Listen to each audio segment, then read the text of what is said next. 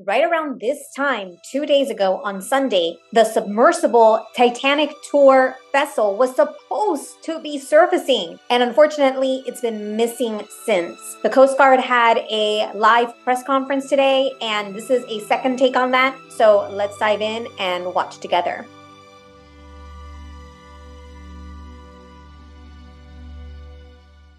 Hi everyone, Empowering True Crime, Alex here. If you missed my live earlier, I have a link up here for you. You can check it out and watch. I did a lot of background on the submersible and those who are in the submersible and what could potentially have happened to it, just some of the latest updates, as well as the press conference. Now, unfortunately, USA Today, mic was bad, mic was low volume, just awful. So we're watching it from this is from Forbes. So hopefully it just sounds a lot better and louder. So we're going to watch it again together.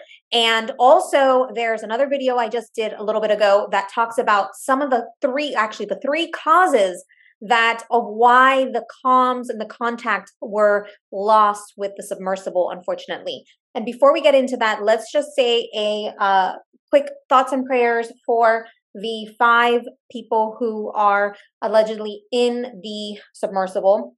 That is Stockton Rush, the Chief Executive Officer and founder of OceanGate Expeditions, that is putting together this tour.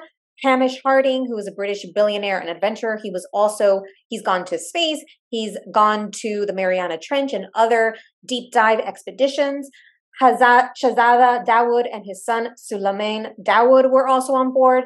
They're Pakistani-British businessman and the son, and Paul Henry Nargeolet, who is a French submariner, and he has done numerous dives down to the Titanic. He was serving as kind of like the expert on the tour.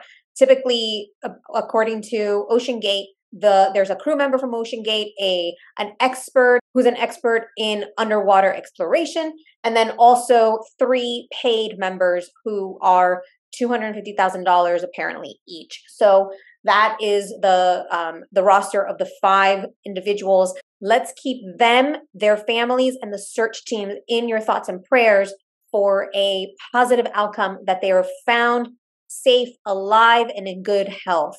All right, let's watch the press conference together. Good afternoon. I'm Captain Jamie Frederick with the 1st Coast Guard District Response Department, which oversees search and rescue operations under Rear Admiral John Mauger, the 1st Coast Guard District Commander. I'll provide a brief recap of our coordinated search efforts for the 21-foot submersible with 5 people on board, along with providing an update on current search efforts and plans for the next 24 hours. On behalf of all the men and women of the United States Coast Guard and our search partners, we offer our most heartfelt thoughts and prayers for the 5 crew members, their families, and their loved ones. Our crews are working around the clock to ensure that we are doing everything possible to locate the Titan and the 5 crew members. Yesterday, we stood up a unified command consisting of expertise from the United States Coast Guard, the United States Navy, Canadian Armed Forces and Coast Guard, and the Titan's parent company, OceanGate Expedition. This is a complex search effort which requires multiple agencies with subject matter expertise and specialized equipment. While the U.S. Coast Guard has assumed the role of search and rescue mission coordinator, we do not have all of the necessary expertise and equipment required in a search of this nature. The Unified Command brings that expertise and additional capability together to maximize effort in solving this very complex problem.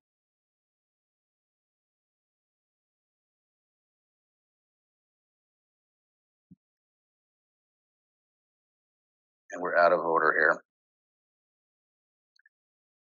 As a recap, on Sunday, the Coordination Command Center in Boston received a report from the Canadian expedition vessel, Polar Prince, of an overdue 21-foot submarine Titan with 5 people on board.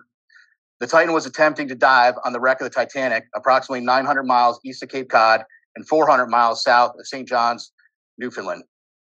Approximately 1 hour and 45 minutes into the scheduled dive, the Polar Prince lost all communication with the Titan. The Polar Prince conducted an initial search and then requested Coast Guard assistance. The U.S. Coast Guard in Boston assumed the responsibility of search and rescue mission coordinator and immediately launched search assets. Since Sunday, the Coast Guard has coordinated search efforts with the U.S. and Canadian Coast Guard, Air National Guard aircraft, and the Polar Prince, which has searched a combined 7,600 square miles, an area larger than the state of Connecticut. These search efforts have focused on both surface, with C-130 aircraft searching by sight and with radar, and subsurface, with P-3 aircraft were able to drop and monitor sonar buoys. To date, those search efforts have not yielded any results. Search efforts have continued through last night and today. Today, the vessel Deep Energy, a 194-meter pipe-laying vessel, arrived on scene with underwater ROV capability. They have rendezvoused with the vessel Polar Prince and commenced an ROV dive at the last known of the position of the Titan and the approximate position of the Titanic wreck. That operation is currently ongoing. Additionally, a Canadian P-3 aircraft is currently conducting a 6-hour search of the area, and several C-130 aircraft and another P-3 are scheduled to fly this afternoon and this evening. The Canadian Coast Guard cutter or vessel, John Cabot, is scheduled to arrive later this evening, and several other Canadian Coast Guard vessels and the Coast Guard cutter Sycamore are en route. Additionally, the U.S. Coast Guard has the U.S. Navy's SUPSAL, Supervisor of Salvage and Diving Command, is working with U.S. Transportation Command to bring additional assets to the search area. These more capable assets will be staged at a St. John's for further transport to the search area. There are also several private vessels, research vessels with ROV capabilities that are making preparations to join the efforts. So I want to reiterate, this is a very complex search, and the unified team is working around the clock to bring all available assets and expertise to bear as quickly as possible in an effort to solve this very complex problem. We'll continue to provide updates as they become available. And again, our thoughts and prayers are with the crew and the families and their loved ones. We will provide unwavering effort as we continue the search. And I think at this time, we'll open it up and take a few questions. Chief, can you try that for me?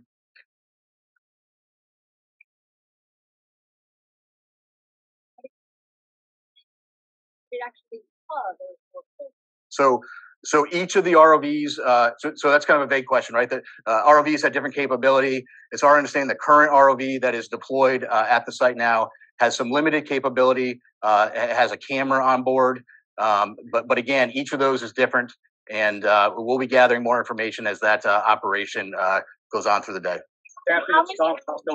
News. If your submersibles can find this sub, is there any way to retrieve it and save the people on board? Yeah, so right now, all of our efforts are focused on finding the sub. What I will tell you is we have a group of our nation's best experts in the Unified Command. And if we get to that point, those experts will be looking at what the next course of action is. But that you estimate right now on the submersible, and does it have to be approved or regulated?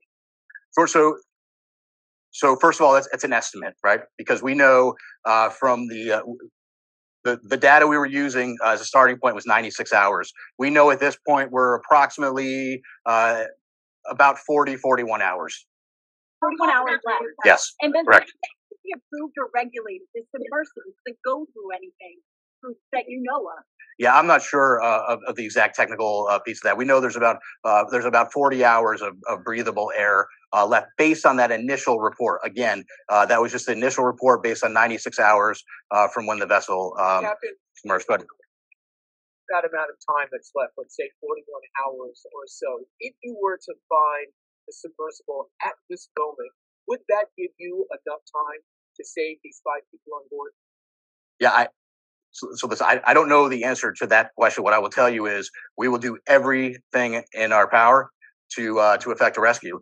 Again, it's going to depend on if the ROV finds something. It's going to depend on what they find, what needs to be, what steps need to be taken next, and really that is for the experts within the Unified Command to take a look at and then decide what the best course of action is. Mothership vessel is running this operation about 8 hours to contact you on Sunday after they lost contact with the sub. Is that a cause of concern? Listen, right now, our effort and our focus is on searching with what we know. as soon as we received the report on Sunday evening, we immediately launched search efforts. We flew assets that evening, and we've continued constant surface and air asset searches since that point. Go ahead. What are the biggest challenges? Well, this is a complex search, and it's complex for a variety of reasons. You're talking about a search area that's 900 miles east of Cape Cod, 400 miles south of St. John's. So logistically speaking, it's hard to bring assets to bear. It takes time. It takes coordination. And then we're dealing with, two pieces of, you're dealing with a surface search and a subsurface search. And frankly, that makes it an incredibly complex operation. Captain, will the U.S. Navy or the Canadian Navy be able to get salvage equipment on time before the air runs out? Obviously, getting salvage equipment on scene is a top priority. Unified Command is working through that to prioritize what equipment we can get there. There are ongoing operations right now via the U.S. Navy and Transcom to get equipment staged in St. John's and to get it on scene. I can't give you an exact timeline of when that's going to happen. But what I can tell you is there is a full court press effort to get equipment on scene as quickly as we can. Is that equipment already on the East Coast, though, or is it coming from the Pacific, for example? No, so some of the equipment that's coming is coming from the East Coast. But again, we're talking about very heavy equipment. It's a complicated transport operation, but the best professionals in the world are working it, and that's U.S. Transcom. When it comes to the equipment, can you go into more detail? Do you have a current 21 that's being shipped over to that location? And since you don't have a quick towing vessel with the Apache was commissioned, what other assets you have? You have civilian ships. Yeah, so like I said, there are several civilian ships that have offered services heading that way. There are additional Coast Guard cutters. We hope to have a Canadian Coast Guard cutter on scene this evening. We hope that they may be able to assume on-scene commander.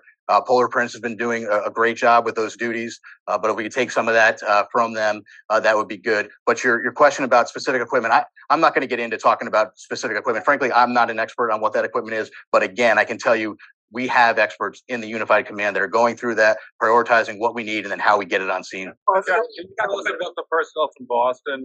How many people from here are out there, and also what equipment? From Boston specifically. So Boston, where Boston plays a role is the command center, the rescue and coordination center is here in Boston. The aircraft that are coming in are coming from different locations, but the command structure is being worked out of Boston. And I think we have time for two more questions. In all your experience, just how unique is this? Has the Coast Guard ever dealt with something like this? Well, I don't want to speak about if the Coast Guard has ever. I would tell you it's a unique operation. It's a challenging operation. But right now we're focused on putting everything we can at it and searching as hard as we can and getting the assets out there as quickly as we can. Five companies, the other assets that are rushing for the area. What sort of assets do they have? We have ROVs. We have similar technology that was engaged.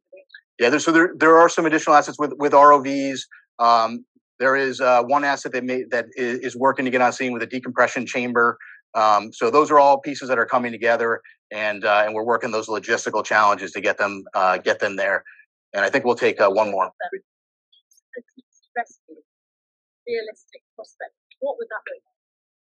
Well, I can't tell you exactly what it would look like. I would tell you that we are out there. We're searching. We wouldn't be doing this. We wouldn't be searching and putting all effort out there. I think that if the sub is located, that's a question that then the experts need to look at what is the best course of action for recovering the sub. But I think it's going to depend on that particular situation and if we encounter that. Sir, is it true that the British offered assistance and they were told we don't need your assistance at this point? No, I'm not aware of that. Again, what I would tell you though is that the Unified Command is working through prioritizing. We know that there's equipment out there that can be brought to the scene. The Unified Command is working through prioritizing what equipment we need and then how we get it there. And the French are also responding to ship as well? Yes, that's my understanding. Correct. And I think we're going to wrap it there. So one thing I did notice is that it started raining during the press conference. So it's possible why the other audio maybe wasn't so good, the live audio, and maybe this might have been Forbes afterward reconfigured and improved the audio, or maybe that was from somebody else. I don't know. but this audio was way better than the one live. So hopefully you were able to hear all the questions and also the answers just much clearer. Anyway, so one of the things that he said that I heard this time that I didn't hear the last time, there are civilian boats, vessels that have gone out that they're going to help in the search.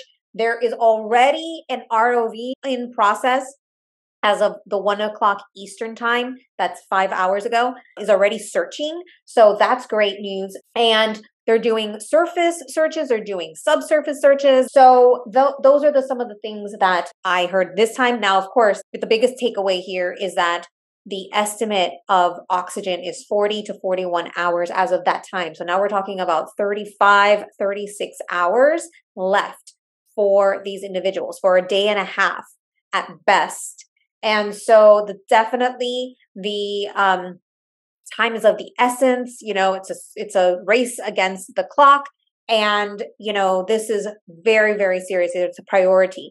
They're saying we're not even thinking about search and recovery. We're still going with our priority is to find this submersible first. And once there's information, either from the ROV, which is the unmanned vehicle, either from that or from whatever information they get, then they can decide next steps. As of right now, they have not found the submersible, so we don't have all the information. So that's a lot of what he was saying was, you know, like people were asking hypothetical questions that he can't answer because he doesn't know. And somebody actually asked in a way, they asked something like, is this something like, how unique is this type of a situation? I did do some research, and if it's found underwater, this would be, or especially if it's found by the bottom of the ocean, would be the deepest underwater search and rescue effort. So hopefully they are found. Hopefully the ROV has gone down, is finding them, and information is coming. Now that is an unmanned vehicle. So if they do find the individuals, then it's like, again, what happens next? So I hope that this gave some answers, provided a little bit more detail as far as the scope of the search, what's happening.